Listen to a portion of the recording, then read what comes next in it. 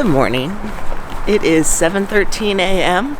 on March 20th, 2026, and today I once again am going to walk for 12 hours.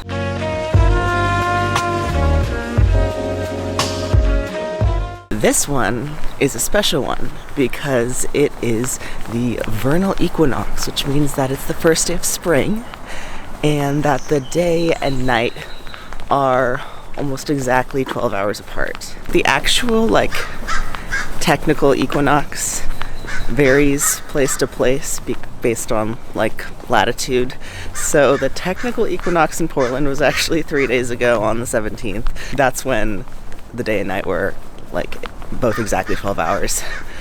But the 20th is the commonly accepted equinox, and I wanted to stick to that. So I'm actually walking an extra 10 minutes from 7:13 a.m. to 7:23 p.m.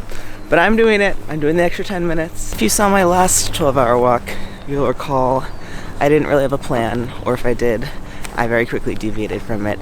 Today, I have a little bit more of a plan. Last time I stayed on the east side. This time, I'm gonna pretty quickly cross over to the west side, spend some time walking around southwest and northwest, and then I want to travel up north even more and cross the St. John's Bridge. However, between Northwest Portland and the St. John's Bridge is basically just a highway. There's not a walking route. Sorry, I gotta show you this beautiful little tree.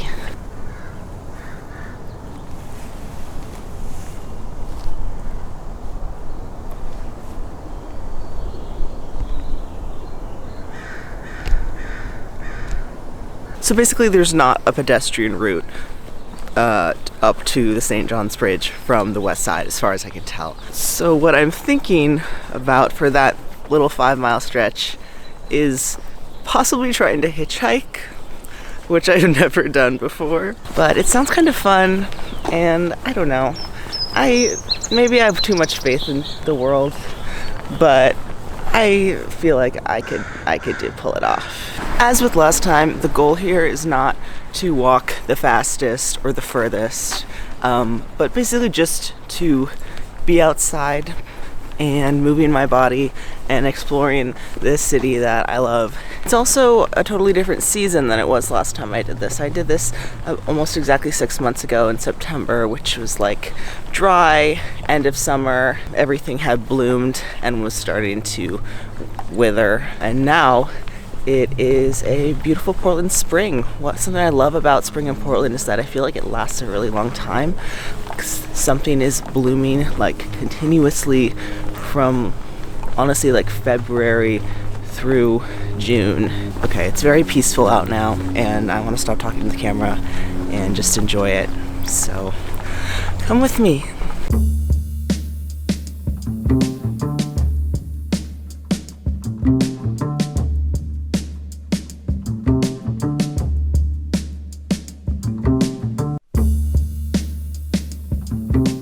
It's crazy how much noise pollution cars create.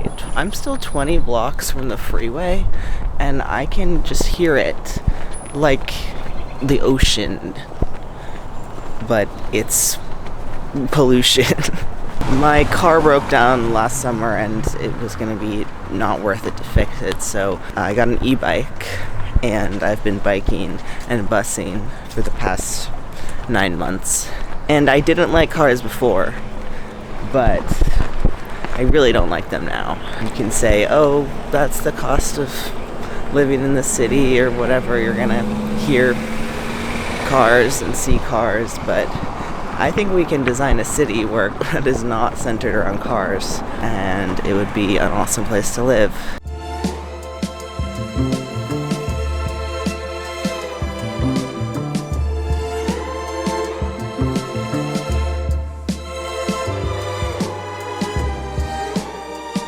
I found an alley! I love alleys. I think it's just a fun way to get behind the scenes of a neighborhood. And I think it's just so interesting to see people's backyards and the little nature paths you find. I just got to Lad's Edition, which is one of the more well-known, I think, neighborhoods in Portland.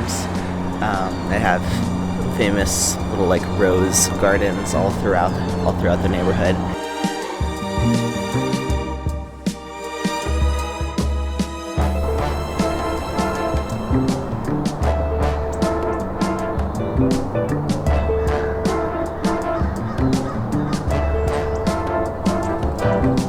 I think another thing I like about alleys is that they're a way to avoid cars.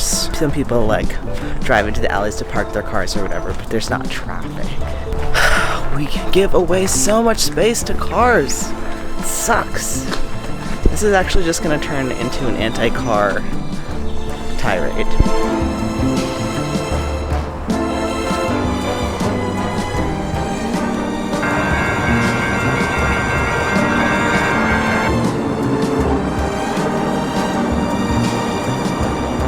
I'm about to go over to Lacombe Crossing, which is a pedestrian and public transit only bridge. The only one in Portland, I believe. And then I will be on the west side. And I have to pee. So, just gonna have to figure that one out.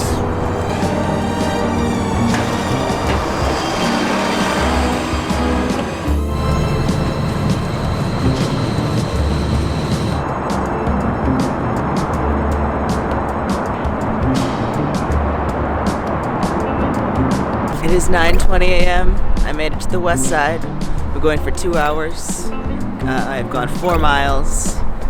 Found a cafe to pee in. My next stop is the photography store to get some film.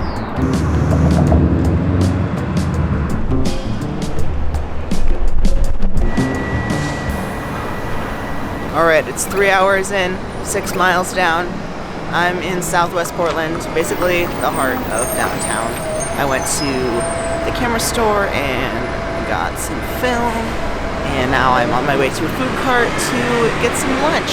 Honestly, I don't really care for downtown. I find it kind of boring. It's a lot of tall buildings that don't really seem to do anything.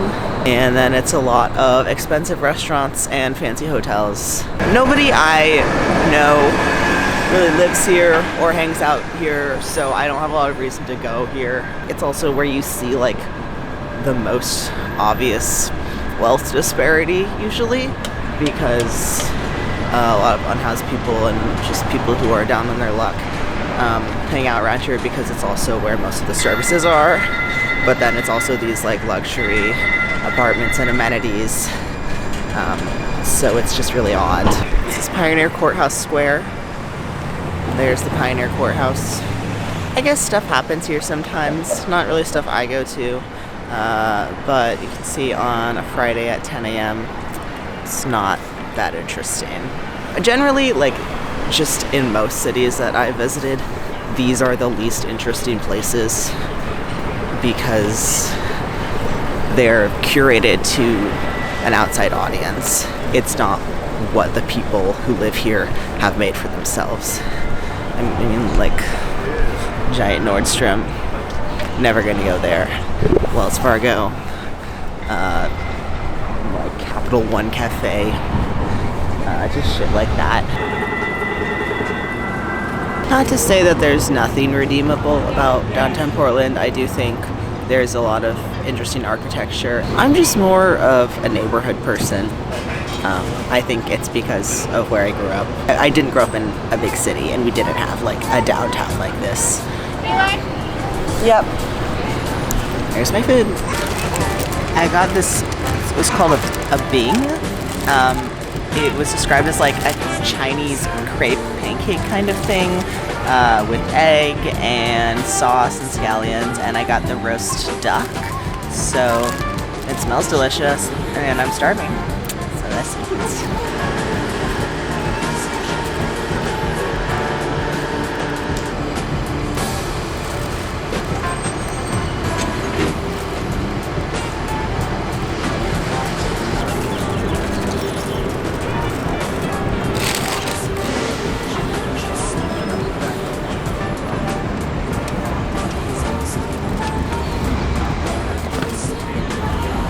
let's go. Let's just go.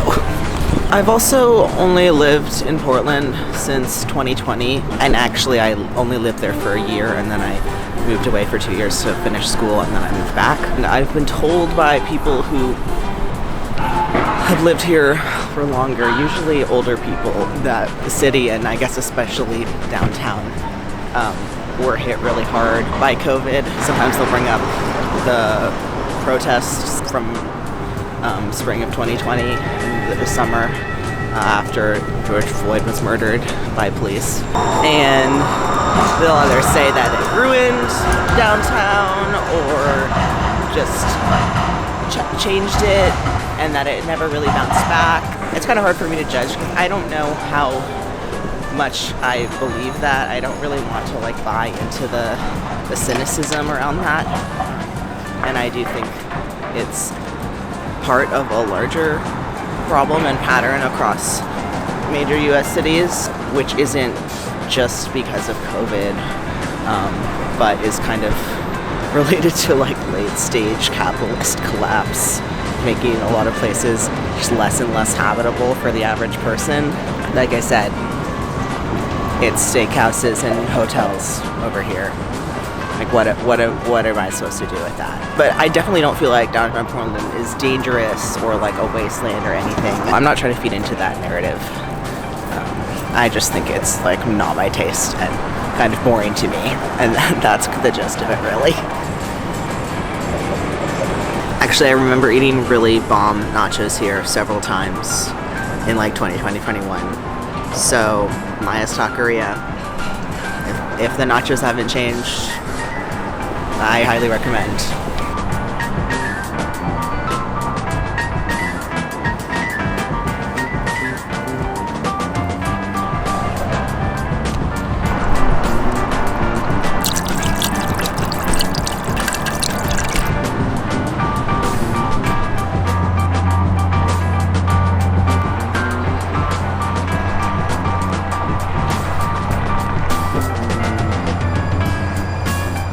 Alright, 4 hours down, 7.2 miles walked. I fear it's gearing up to rain. Oh my god, I feel so dumb with my camera, talking to my camera, walking around. I feel like a tourist. In some ways I am, because I am touring my city, and specifically right now I'm getting to Northwest, which is an area I really haven't spent a lot of time in. I am feeling slightly fatigued. I think part of it is mental. I just feel a little bit off for various reasons. Hey, this is one long mental health walk, right? So I'm gonna feel great in 8 hours. Anyway, I'm on my way to the Japanese garden, which I haven't been to since the last time I lived in Portland, I don't think. So I'm excited to see it again. And it should be beautiful and hopefully restore me.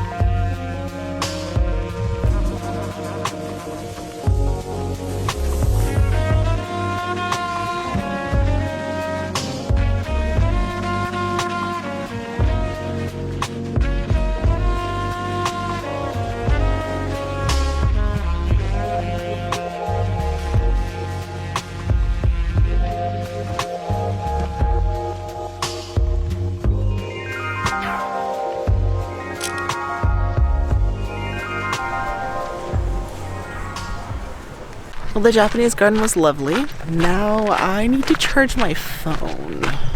But I'm kind of in the middle of nowhere out here in Washington Park. This is like a big park on the west side where there's the zoo and the Japanese garden and the arboretum. So I don't really know where to go for that. But I'm kind of just gonna meander out of here back into sort of Northwest and then try to figure out how to get to the St. John's Bridge. I'm still considering hitchhiking. It's a little nerve-wracking, but it also just intrigues me. It's been 6 hours. I'm halfway through. I've gone 9.5 miles. My last 12-hour walk, I went a total of 23 miles. So I'm on a slightly slower pace this time, I think, which is fine.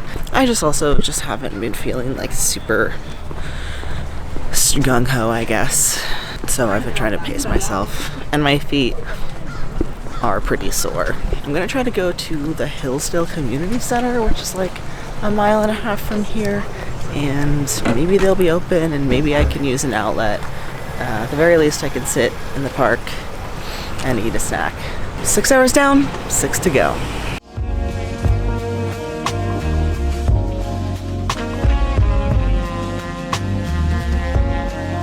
Also, just to clarify, by walk for 12 hours, I don't mean I'm never allowed to stop or take a break. I take plenty of breaks. I will sit down and take off my backpack for a few minutes. It's more like be outside, be semi-active. I'm not trying to punish myself.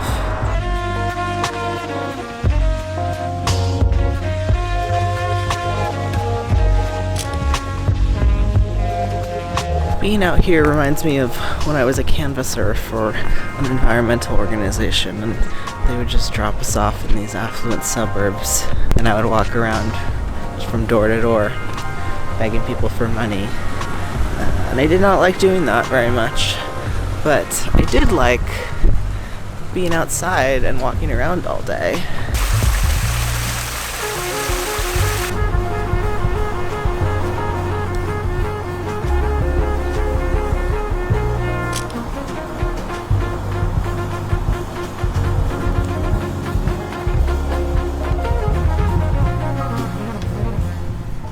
By the way, in case you were wondering, the camera that I take film photos on is this little guy, the Ilford Sprite 35-2. It's functionally a disposable camera that is reusable, and that you can't adjust the lens or the aperture or the focus. I load it with the cheapest film, usually Kodak or Fuji.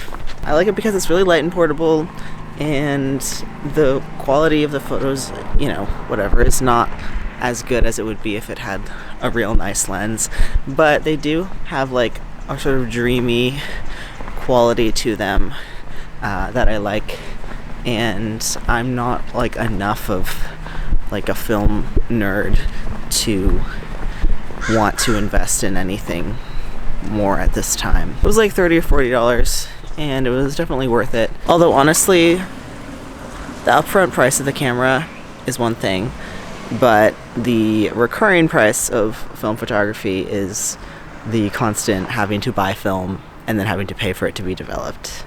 That's where they really get you. Okay, well, I tried to go in this community center, and it was a gym full of people playing basketball, and I did not see any outlets, so I don't think that's going to be it for me.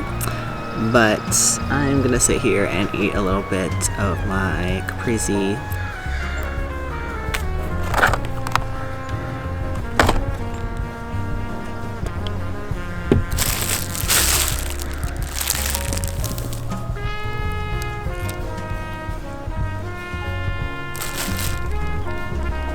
I found this Swiss Army knife at a swimming hole on the Wasylyk River last summer.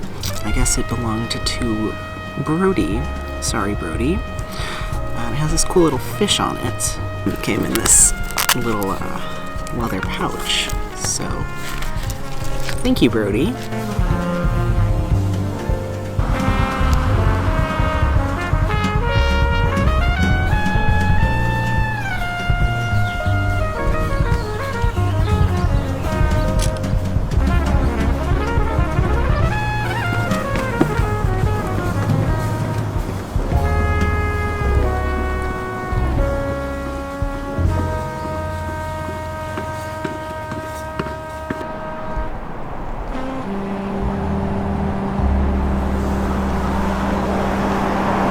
Alright, I found a different community center to charge my phone at, so it has slightly more charge. Just slightly though. I'm about at the point where I need to get to the St. John's Bridge, which is 5 miles up a highway. This is where I decide if I am going to hitchhike or not. I'm really tempted, but I'm also really nervous. America used to be a real country in that you could hitchhike from New York to San Francisco. Now people are scared of hitchhikers, and hitchhikers are scared of drivers, and I don't know what happened. I guess I just want to believe that people are good and would just help out a guy who's just trying to make it 5 miles to St. John's. And wouldn't it just be fun? Wouldn't it just be an adventure? Isn't that why I'm doing this? I don't know. I don't know what to do. Should I make a sign? I think I'm gonna make a sign that says St. John's Bridge. And worst comes to worst, there is a bus route. You might be saying, Eli, just take the bus then. But I want to do it this way. You might also be saying, but you're supposed to be walking. It's against the rules. Well, too bad. There are no rules. And I kind of feel like hitchhiking is like in the spirit of what I'm doing, more than taking the buses. I'm gonna make a sign, and then I'm gonna go to the route, and I'm gonna see how I feel. That's what I'm gonna do. I'm gonna try to be safe about it. I have a jackknife, and I've taken several boxing classes. Just kidding. I really don't think it's gonna come to that. So I made this sign. And now I guess I'm just gonna stand here with my thumb out like an idiot and hope somebody takes pity on me. This feels really humiliating, actually. It feels doubly funny because I'm literally on a bus route. Like, I feel like the vehicle most likely to pull over and pick me up is the bus. And if they do, maybe I'll just get on. But I can't die without trying. St. John's or bust. Well, the bus just passed me, and then I, got the smart idea to actually check the bus schedule. The next bus doesn't come for an hour. So, probably should have gone on that bus. Just tried for a few minutes. Sticking my thumb out and everything. And no bites. But I guess this means I have to commit, because there's no other way. It's 4:08. I've been doing this for almost 9 hours now, 13.8 miles. I think this might be a bad idea. Here's what I'm gonna do. I am going to walk down this road a little bit and holding out my sign. And if I don't get any bites by the time I reach the point of no return, where I can't go back into the city really without fully turning around, then I will just go back into the city. Because honestly, I'm actually running out of time. Even if I get there, I'm gonna be way out of, far from home. And I'm gonna have to get back home. I don't have to be back home by sunset, but that would be maybe nice because it is sunset. Okay, let's try.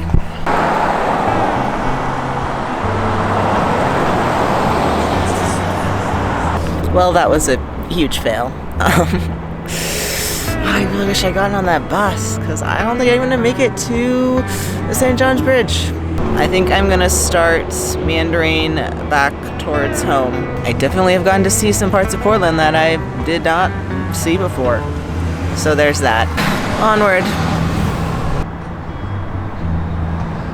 I'm very lucky that in my life I have not had any traumatic experiences that would make it difficult for me to do something like hitchhiking or interacting with strangers or even just walking around outside all day. Even when I presented more feminine, I experienced very minimal harassment of any kind.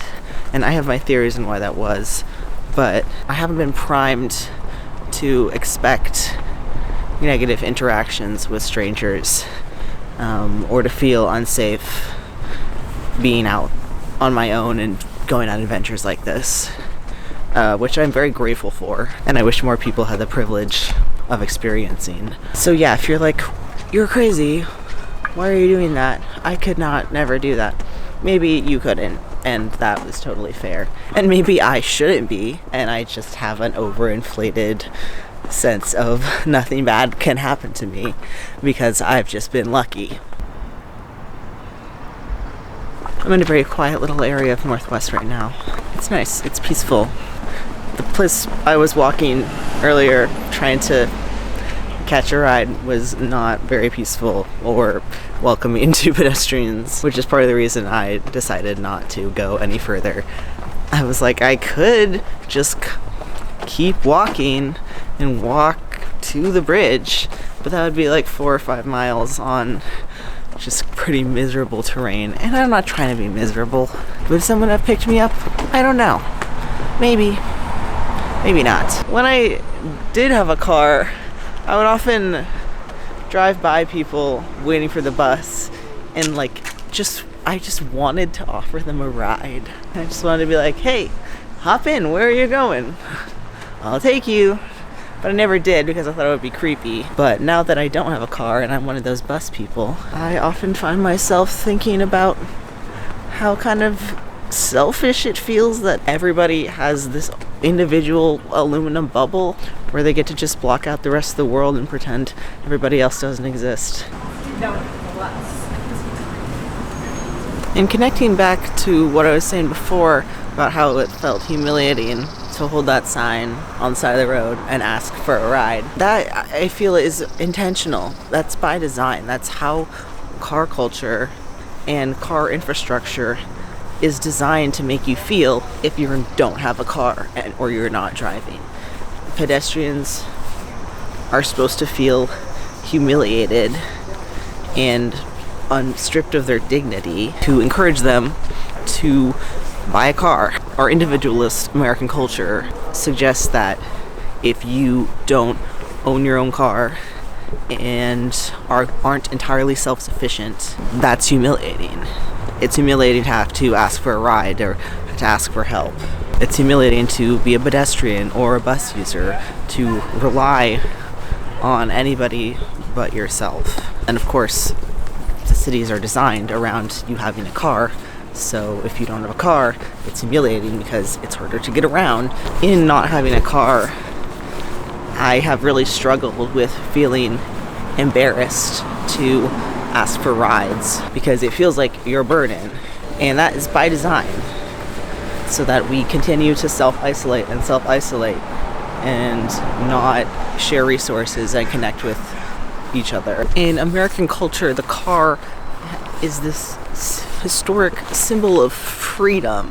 When you have a car, you are free to do whatever you want, to go wherever you want. Isn't real freedom not being tied to a giant hunk of metal that is completely useless and expensive if one little thing goes wrong? Like, how is that freedom? It will very likely have a car again at some point in the not so distant future. Like, I'm not above all of this. I just think it's something to think about. Also, just look at all these eyesores. Wouldn't it be so much prettier if they were all gone? You could narrow this street a little bit so you could talk to your neighbor across the street. I've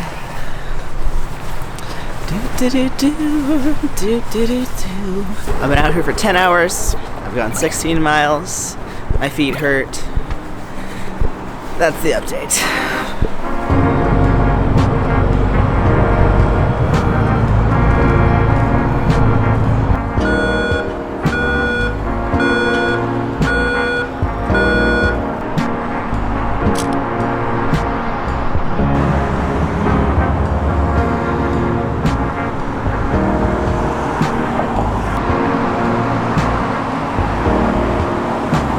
Well, I'm back on the east side, and there is 1 hour left until sunset. I'm about 2 miles from home, but I don't know for sure because my phone just died. If I keep up the pace, I might make it home in an hour. Yeah, it's probably a good thing I didn't get to St. John's because I did not leave myself enough time to get back, and my phone was dying. Anyway, let's bang out this last hour.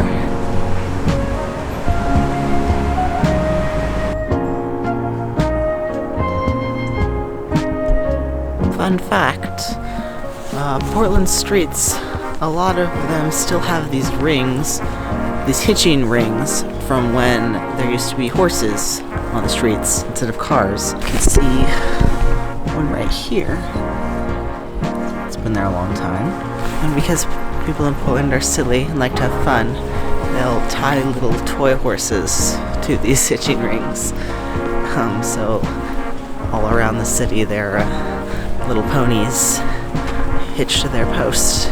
Should we go back to horses instead of cars? I don't know. You tell me. It is 7:23 p.m. on March 20th, 2026. The sun has risen and set, and it is officially spring. I stopped to get takeout because I'm hungry and I just wanted to treat myself. It's been a long day. I've been walking for 12 hours and 10 minutes, and I'm now just a few blocks from home. I'm pretty beat. I think I will catch up with you all tomorrow for some final thoughts. And for now, I'm just gonna enjoy my dinner and lie in my bed. Hello, it's 5 days later, and I'm here to give you my post-walk update. So in total, I walked 20 miles, which is 3 miles less than my last walk, but I'm not really concerned about that. I spent most of my time in Southwest and Northwest, which I've confirmed is not my favorite area of the city, but it was fine. It was definitely an adventure. I think it was not very wise to try to get to the St. John's Bridge from the west side because there's just no good pedestrian route, unless you go through Forest Park, but that's more of a hike, and I was trying to stay urban. I really do want to explore St. John's though, so I think that's going to be the goal of my next walk. Yes, I'm already planning my next walk. I think it would be really fun to go for a walk on the solstice, on the summer solstice, from sunrise to sunset, which will be longer than 12 hours because that's the longest day of the year. But I think I've proven to myself that I could do the 12-hour walk, and now it's time to expand my horizons to the, I don't know, 16-hour walk or however long the day is on the solstice, I don't even know. So that will give me more time to get to St. John's, probably via the east side of the river. I guess I don't have a lot of big takeaways, but I really just think this is something that more people should try. Because when I tell people that I'm going on a 12-hour walk, their reaction is always, that's a really long time. And I'm like, yeah, I guess so. You're just essentially committing to being outside in the world for 12 hours instead of, isolated indoors or at a place of employment, as so many of us are so much of the time. It just feels very life-affirming and also fun to prove to yourself that you can do it. Let me know if you are planning your own walk of any length, and thank you for joining me on this journey, and I will see you again soon. Say bye to me. Bye-bye.